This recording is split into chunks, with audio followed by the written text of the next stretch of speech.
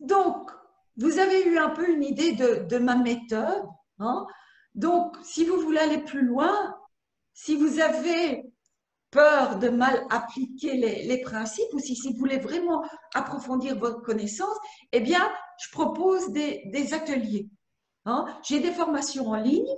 J'en ai une qui est vraiment sur les fondamentaux du Feng Shui, donc avec les principes de base du Feng Shui, donc qui est à 37 euros et qui dure 8 semaines. Donc pendant 8 semaines, vous recevez toutes les semaines un PDF avec la théorie et les exercices. Et comme ça, vous pouvez progresser chaque semaine. Ça demande environ allez, 30 à 45 minutes, 1 heure peut-être maximum de travail par semaine pour progresser toute seule ou tout seul, pas à pas avec le Feng Shui. Et alors, bien heureusement, je suis très contente. À partir du 6 juin, les ateliers en présentiel reprennent parce que j'ai vraiment besoin pendant ces 2 mois de confinement, ce qui m'a le plus manqué, c'est le contact avec tous mes apprenants en Feng Shui. Et donc, ils vont reprendre à Givry, le 6 juin, je pense que c'est à Givry, au magasin Quintessence, qui est un magasin de décoration. Et puis, au centre Cristalline, je pense que ce sera au mois de juillet à Braine-l'Alleud. Ce sera également tout près de Leuze, dans un magasin de décoration aussi, une dame qui est architecte d'intérieur. Et puis, il y aura Zomatitude. Là, je vais avoir la chance pour la première fois de donner mes ateliers dans un ZOM, donc dans un très haut lieu vibratoire. J'ai pu tester, la voix est différente, la qualité vibratoire est incroyable. Et puis au mois de novembre, je vais repartir à Sarreguemines, donc entre l'Alsace, juste à l'entrée de l'Alsace, pour donner des conférences et des ateliers. Et puis je donne aussi des ateliers à la frontière française et sur tournée. Donc vous pouvez consulter tous mes ateliers sur l'onglet activités de mon site. Vous allez voir que je fais des ateliers, une journée de décryptage pour son espace de vie, mais j'ai aussi comment je vais dire, des ateliers de tableau de visualisation Feng Shui. À la différence du tableau de visualisation ordinaire, eh bien, on va y introduire les principes du Feng Shui pour vraiment déterminer ses objectifs. Puis, je donne aussi des ateliers de morpho-relooking. Donc, ça veut dire qu'on applique les principes du Feng Shui sur son corps physique. Donc, on est là, alors là, en interaction avec sa maison. Et puis, je donne aussi de temps en temps des ateliers de Vastu Shastra, donc de Feng Shui indien. Et puis, je suis aussi à votre disposition pour des expertises. Donc, je me rends au domicile des personnes. Je peux faire des expertises sur plan uniquement ou des expertises à domicile. Mais là, c'est vraiment tout un suivi. Ça dure 6 mois. Donc, il y a tout un suivi avec la personne. Il y a tout un côté coaching aussi. On évolue ensemble. Donc, je travaille d'abord sur plan. Je vais au domicile des personnes. Je propose différentes choses. On discute. Puis, les personnes doivent vraiment là s'investir parce qu'elles doivent faire la psychogénéalogie et leur arbre généalogique. Elles doivent faire des tableaux de visualisation. Donc, vraiment, c'est vraiment pour atteindre ces objectifs, un objectif précis et même tous ces objectifs, parce que quand on a compris comment ça fonctionne, ça devient une habitude. Parfois, pour certaines personnes, ça paraît très compliqué, mais moi, je veux dire, je vis le Feng Shui tous les jours et je ne perds pas de temps. Je vois parfois des personnes qui se désinscrivent de mes newsletters parce qu'elles disent je n'ai pas le temps. C'est vrai qu'au départ, ça paraît un peu vaste. C'est vraiment vaste le Feng Shui. Mais après, c'est une façon de vivre, c'est une méthode, c'est un art de vivre. Hein. Donc, voilà tous les renseignements. Et maintenant, donc vous avez tous ces renseignements-là. Vous savez si ma méthode vous convient, si vous êtes prêt à continuer. Donc, tous les mois, il y aura toujours un live gratuit. Et maintenant, je vais répondre aux questions des personnes qui m'ont envoyé. Je me suis rendu compte que je ne pourrais accepter que maximum 5 questions par live parce que sinon, ça risque de prendre trop de temps. Moi, ça ne me dérange pas. Hein, j'adore parler du Feng Shui. Mais pour vous, ça peut être un peu long. Donc, comme j'ai dit, il y aura un replay, donc si vous voulez réécouter, et je vais couper en deux. Donc, il y aura le replay du webinaire, hein, du live, et puis vous aurez un autre replay avec les questions. Donc, ce sera plus simple et moins long à écouter et plus facile. Donc, j'ai eu une première question de Lise qui me dit, on m'a offert 2 miroirs convexes. Peut-on les accrocher à l'intérieur? Si oui, quelle est la meilleure place? Eh bien, en fait, les miroirs concaves et convexes ne se mettent qu'à l'extérieur. Ils ne sont pas utilisés très souvent en feng shui occidental. Pourquoi? Parce que ils ont un côté très oriental qui ne plaît pas aux personnes et beaucoup de gens n'aiment pas mettre ça sur leur façade. Donc, mais un autre miroir tout à fait ordinaire, moi j'utilise des subterfuges. On n'est pas obligé de mettre un miroir sur sa façade, il y a d'autres moyens de correction. Alors, certains praticiens en Feng Shui disent que le miroir convexe, en fait, parce que un miroir, ça utilise à renvoyer quelque chose. Et donc, si c'est une nocivité, certains disent qu'on ne peut pas renvoyer la nocivité à l'envoyeur. Ça dépend dans quelle intention on le fait. Moi, je travaille avec un Feng Shui de l'intention. Je n'ai aucune animosité contre quelqu'un. Je sais que les personnes fonctionnent comme ça, c'est leur manière de fonctionner parce qu'elles ont X raisons. Donc, quand je renvoie quelque chose, je le fais avec bienveillance. Je vais vous donner un exemple. Ma maman, il y a quelques années, avait une voisine qui, en fait, était très bruyante, mettait la musique très fort. Et ça dérangeait maman, qui est une personne âgée. Et donc, je lui ai conseillé de mettre un miroir avec la face réfléchissante contre le mur vers la voisine. Eh bien, elle n'a pas envoyé une nocivité à la voisine. Simplement, la voisine a reçu cette musique avec un volume plus important. Et qu'est-ce qu'elle a fait? Elle a simplement baissé le volume. Donc, pour moi, ce n'était pas une agressivité contre la voisine. Hein? Donc, mais si vous aimez les miroirs concaves ou convexes, donc le convexe, il renvoie en diffusant l'énergie et le concave, lui, il absorbe l'énergie. Alors, si vous pouvez aussi utiliser les miroirs donc plats, aussi bien à l'extérieur qu'à l'intérieur de la maison. Donc là aussi, j'ai un article sur les miroirs dans mon site que vous pouvez aller voir. Et donc, si vous avez par exemple, vous habitez dans une maison et vous avez une route qui arrive juste directement sur votre porte d'entrée, donc c'est une énergie très rapide, c'est une flèche de chat qu'on appelle ça, eh bien, le fait de placer un miroir va renvoyer une partie de l'énergie. Si vous avez un chi-coupant, donc un angle, une gouttière, donc ça c'est à l'extérieur, mais si vous avez une colonne à l'intérieur de chez vous qui envoie une agressivité, eh bien, vous pouvez placer aussi un miroir. Si à l'extérieur de chez vous, dans votre environnement, parce que le feng shui de la nouvelle conscience parle aussi des cercles concentriques d'influence, tout ce qui est... Donc, notre corps nous influence, et puis nous avons notre maison, nous avons nos voisins, la rue, la région où on habite, et ainsi de suite. Et donc, si vous avez dans votre environnement une prison, un hôpital qui introduit une énergie assez yin, même super yin, eh bien, vous pouvez le repousser aussi. Le miroir est un bon remède. Et puis, quand vous avez une zone manquante, vous pouvez aussi placer un miroir pour replacer la zone.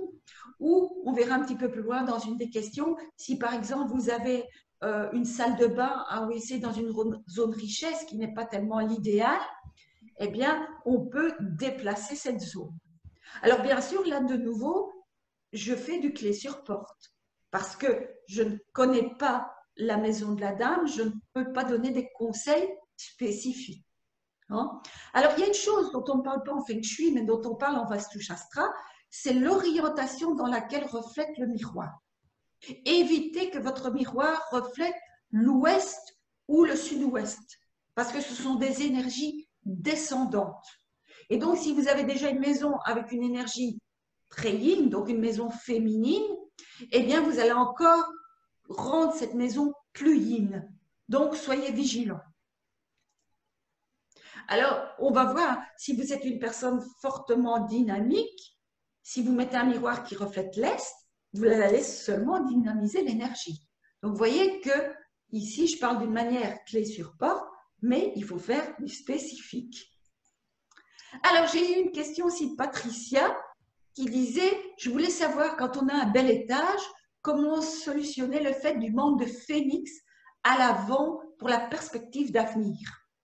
La maison est en retrait par rapport à la rue et devant, il y a un grand parking. Notre voiture est garée devant la façade. Donc là, on en vient au positionnement de la maison, donc les 5 animaux dont je vous ai parlé tantôt, hein, et j'ai mis une représentation ici des 5 animaux. Donc le phénix, c'est la vue dégagée sur l'avant, mais il doit tout de même y avoir une petite limite. Alors, bien sûr, ici, je n'ai pas de photo, je n'ai pas de plan, donc si vous avez pas de phénix, ça peut être pris dans un sens comme dans l'autre, soit vous avez, mais je ne pense pas que c'est le cas d'après ce que je comprends ici, puisqu'il y a un grand parking, donc pour moi la vue elle est dégagée, mais si vous avez un immeuble qui est juste en face de votre fenêtre qu'on vient de construire, ben là il n'y a pas grand chose à faire, hein. On ne peut pas abattre l'immeuble. Par contre, j'avais une dame chez qui je suis allée qui, elle, avait une pelouse devant sa maison et puis il y avait le trottoir de la rue. Et donc là, il n'y avait pas de délimitation entre le trottoir et la pelouse. Et donc les gens, pour aller rejoindre leur maison d'à côté, passaient au travers de sa pelouse. Et donc là, elle sentait qu'on empiétait sur son intimité, sur sa propriété. Et donc là, le fait de placer une petite haie de buis, il ne fallait pas qu'elle soit très haute, hein, 10, 20 cm, 30 cm, eh bien, a fait que, au lieu de passer au travers de la pelouse, les gens suivaient le trottoir et allaient directement chez le voisin ou de l'autre côté. Et donc là, elle a retrouvé son phénix. Donc, voilà. Donc, comme je vous l'ai dit, le phénix représente la vue dégagée sur l'avant avec une petite limite. Ce que je vois souvent aussi, c'est que les gens vont construire et ils mettent une petite haie devant chez eux et au fur et à mesure que les années passent, la haie monte, monte, monte, monte et elle dépasse bientôt la hauteur d'un étage de maison. Et donc là, on n'a plus de perspective d'avenir, on n'a plus de phénix. Et donc, c'est un peu comme si les gens s'approchaient de leur retraite ou de la pension et se reculaient un peu du monde. Et donc, si vous vivez ce cas-là chez vous et que vous vous sentez un peu reculé et que vous avez cette énorme haie ou un énorme mur, ben, l'idéal, en fait, c'est de diminuer la haie ou de diminuer la hauteur du mur.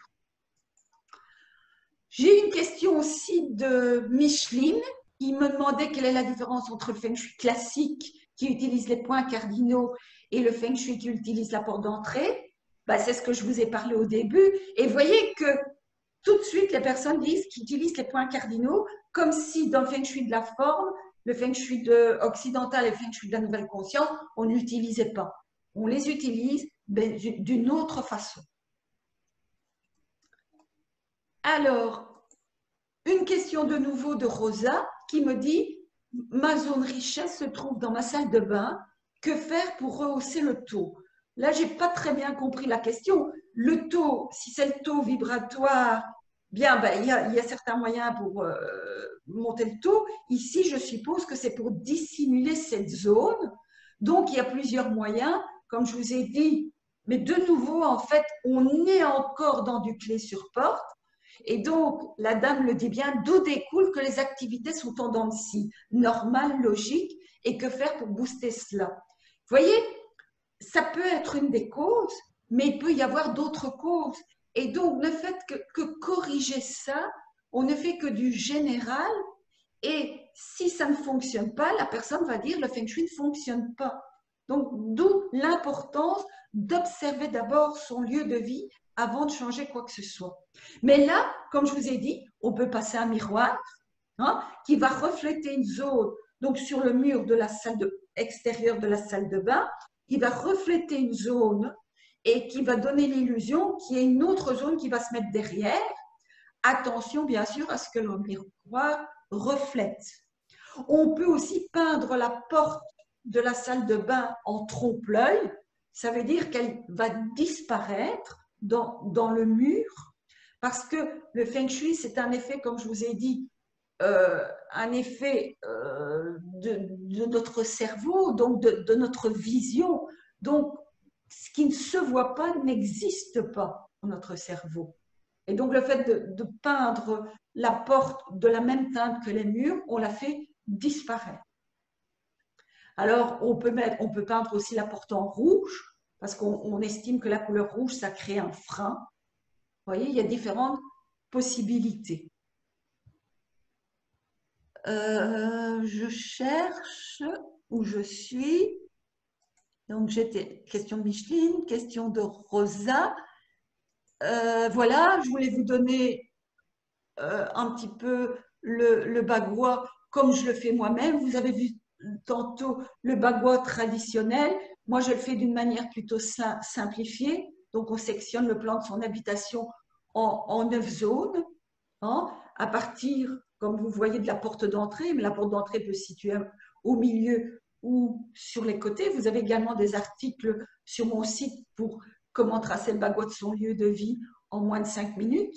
Là, vous avez le bagua général de votre habitation qui vous donne des informations. Et puis après, vous allez faire le bagua de chaque pièce. C'est là qu'on va harmoniser parce que chaque pièce a une symbolique. Notre bureau va représenter le travail. Notre salle de bain va représenter l'image de soi. La chambre du couple va représenter la vie de couple et ainsi de suite. Et donc, c'est là où on va faire une harmonisation spécifique par rapport à ce qu'on veut améliorer dans sa vie. Alors, ça c'est, oui, ce qui est important aussi, que j'oubliais de dire, c'est que, en fait, il existe aussi par rapport à ce fameux bagua, je vais retourner à la slide précédente, il existe des axes du Tao. Donc, il ne faut pas croire que pour avoir la richesse, il faut qu'harmoniser sa zone richesse. Il y a une zone qui se situe juste en face, en passant par l'axe du Tao, qui est l'aide extérieure. Et donc, elles ont un lien. Et parfois, harmoniser que sa zone richesse et notre blessure va faire qu'on va aller mettre quelque chose dans la zone aide extérieure qui va complètement annuler la symbolique qui est dans la zone richesse. Donc, il faut être vigilant et voir un petit peu les axes du Tao. Donc, voir ce qui se passe dans la zone richesse, mais voir aussi ce qui se passe dans la zone aide extérieure. L'aide extérieure, c'est l'abondance qu'on peut recevoir, l'aide qu'on peut recevoir. Admettons, vous êtes un indépendant, votre aide extérieure, c'est votre potentiel de client. C'est eux qui vous amènent la richesse. Donc, vous voyez bien qu'il y a un lien entre les deux. Et puis, une question de Lise qui me dit « Je suis chiffre 9 à 6 haut ». Ça, c'est totalement du feng shui traditionnel. Moi, je n'utilise pas ça. Donc, j'ai une chambre d'amis que je loue parfois. Cette chambre est dans mon secteur abondance. Donc, de nouveau, abondance, zone richesse. Bon, ils ont parfois des noms différents. Cette chambre qui est souvent sans occupant doit donc rester plutôt neutre. Évite que puis-je y mettre pour activer l'abondance. Comment la protéger quand elle est coupée, quand elle est occupée par quelqu'un de désordonné, par exemple. Et ma salle de bain et mes WC sont en secteur renommé que puis-je faire? Donc là, il y a 3 questions. Alors, si j'avais la personne devant moi, je dirais, elle est souvent sans occupant, pourquoi doit-elle rester neutre? Donc, pourquoi doit-elle rester neutre? Je voudrais savoir, parce que elle est quand même située dans la zone richesse. Et donc, si elle est louée, eh bien, c'est une sorte d'abondance. Donc, elle pourrait être justement harmonisée avec des principes et des symboliques d'abondance. Alors, que puis-je y mettre pour y activer l'abondance? Bah, les remèdes miracles, comme je vous ai dit, ça ne fonctionne pas. Hein? Si je vous dis mettez une fontaine, ça ne fonctionnera pas, surtout que ce n'est pas tellement l'idéal dans une chambre de mettre une représentation d'eau. Et donc, il faudrait voir un petit peu l'ensemble de l'habitation et voir si on peut activer plutôt la zone abondance ailleurs que là. Ou on va mettre des symboliques qui n'auront pas trait avec l'eau. On peut trouver aussi, il y a d'autres symboliques, il n'y a pas que de l'eau, mais on évitera les fontaines. Alors, et comment la protéger quand elle est occupée par quelqu'un de désordonné? Ben, en fait, il faut accepter qu'une personne, c'est vrai que c'est un étranger qui vient dans notre maison, donc c'est un peu venir s'introduire dans notre lieu d'intimité. Donc, on se sent peut-être, l'idéal, c'est qu'il faudrait qu'il n'y ait pas la même entrée, que la personne ne puisse pas pénétrer par votre intimité, parce que c'est toujours ça le souci. Donc, c'est pour ça que c'est important aussi d'avoir un hall d'entrée chez soi. Peut-être que en passant par le hall d'entrée, les personnes n'ont pas entré dans votre intimité. Donc, ça peut être bien. Mais il faut accepter que si la personne est désordonnée, le temps où elle occupe la chambre, puisqu'elle donne une rémunération, elle loue, entre guillemets, tout en la respectant, elle en fait ce qu'elle veut. Les réponses ne plairont peut-être pas à tout le monde, mais bon, je suis censée le dire. Alors, ma salle de bain et mes WC sont en secteur renommé, donc ça c'est le secteur réputation. C'est un secteur, c'est une zone feu, et donc ça c'est le gros souci quand on a une salle de bain qui est liée à l'élément eau, le WC également, et donc il y a un conflit eau et feu. Donc c'est un problème d'image de soi. Donc je poserai la question à la personne, est-ce que vous vous sentez reconnu aux yeux des autres? Est-ce que vous donnez la meilleure image de vous-même? Est-ce que vous ne vous dévalorisez pas ou est-ce que vous vous surévaluez? Donc là aussi, il y a peut-être le remède de placer un miroir, il y a peut-être, on peut travailler avec les éléments, donc introduire de l'élément bois pour rectifier le cycle des 5 éléments. Donc il y a plusieurs possibilités. Je réponds un peu, comme je dis encore, d'une manière clé sur porte parce que je ne connais pas les spécificités. Voilà, et puis j'ai eu la question de Arbia qui dit: bonsoir, j'habite en appartement, le même depuis juillet 2004. Mon conjoint et mon chat sont tombés malades. De plus, nous n'arrivons pas à concevoir d'enfants alors que mon conjoint a eu 2 enfants de sa précédente union. Pourriez-vous me conseiller sur la zone à dynamiser comment? Et là, tout de suite, je vais revenir sur les axes du Tao et je vais dire: allez voir ce qui se passe dans la zone santé-famille et dans la zone projet. Parce que là, on est tout à fait sur l'axe du temps. Donc, santé, projet, enfant. Donc là, on voit bien que le problème est identique. C'est l'axe du Tao, l'axe du temps, malade, et on ne se projette pas dans l'avenir puisqu'on n'a pas d'enfant. J'ai eu le cas il y a quelques années où je donnais des cours à Namur, une dame qui était infirmière et qui avait fait plusieurs fausses couches et donc qui venait à mes cours. Et donc, tout au long de mes cours, c'est ça qui est intéressant, c'est parce que les personnes viennent avec leurs plans, elles évoluent, elles bougent, elles ont des idées. Et cette dame, parce que bien souvent, c'est la personne qui découvre, je donne les pistes, mais il faut découvrir soi-même, parce que c'est là où le réflexe se fait et qu'il y a une compréhension qui se fait, c'est que la personne a compris que leur maison, ils étaient en travaux depuis un certain temps. Et donc, ils ne vivaient que dans la partie gauche de la maison, donc la partie liée au passé, et tout le côté droit était toujours en travaux. Et donc, ça voulait dire qu'il ne se projetait pas vers l'avenir. Le fait, quand elle a pris conscience de ça et qu'il fallait absolument euh, s'investir, même si les travaux n'étaient pas entièrement finis, du côté droit de la maison, eh bien, elle s'est retrouvée enceinte et depuis lors, elle a eu 3 enfants. Donc là, vraiment, là, la question était vraiment facile pour moi. Donc, vous voyez, ça, c'est l'axe du temps. Donc, la zone santé-famille qui est reliée à la zone projet-enfant. J'ai eu un cas aussi où je suis allée chez des personnes où un des adolescents était très mal. Et en fait, c'est un enfant qui était adopté. Et en fait, qu'avait-il dans sa zone santé-famille, donc la zone de son passé, la zone de son arbre généalogique, je vais dire, eh bien, il avait les 2 tours du World Trade Center. Donc, qui sont quand même une symbolique de mort, où il s'est passé des choses quand même atroces. Et donc, en décortiquant, en parlant, on a pu découvrir en fait que cet enfant n'avait pas sa réelle date de naissance. Et donc, il n'avait pas son ancrage, il n'avait pas ses racines. Vous voyez?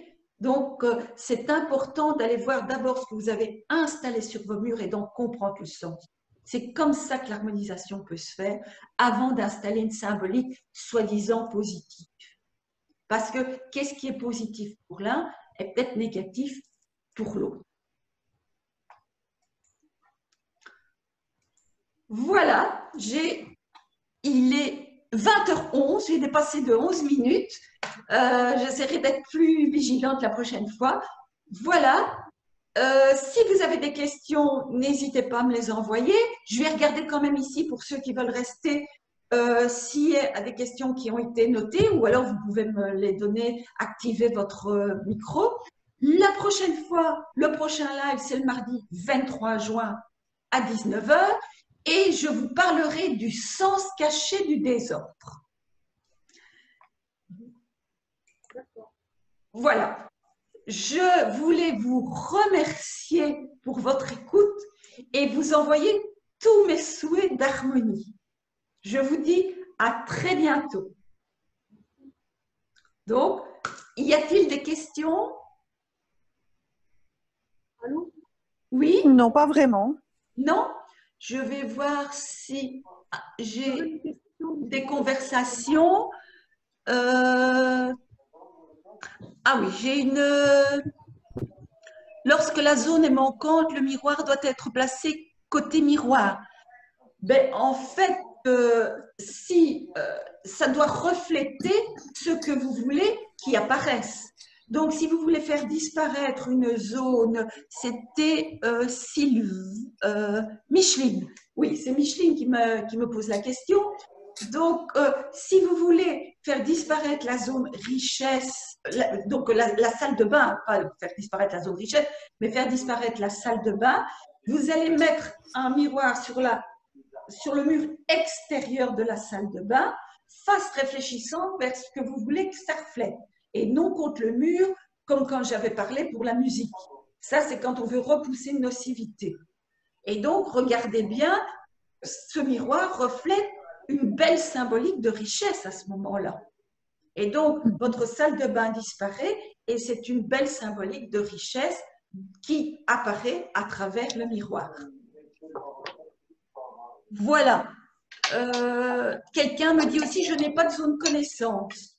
Mais peut-être qu'il n'y a pas de zone connaissance dans le bagouage général, mais que vous pouvez retrouver cette zone connaissance dans les différentes pièces de la maison. Donc, il y a toujours moyen de trouver. Le bagouage général, c'est pour donner des pistes.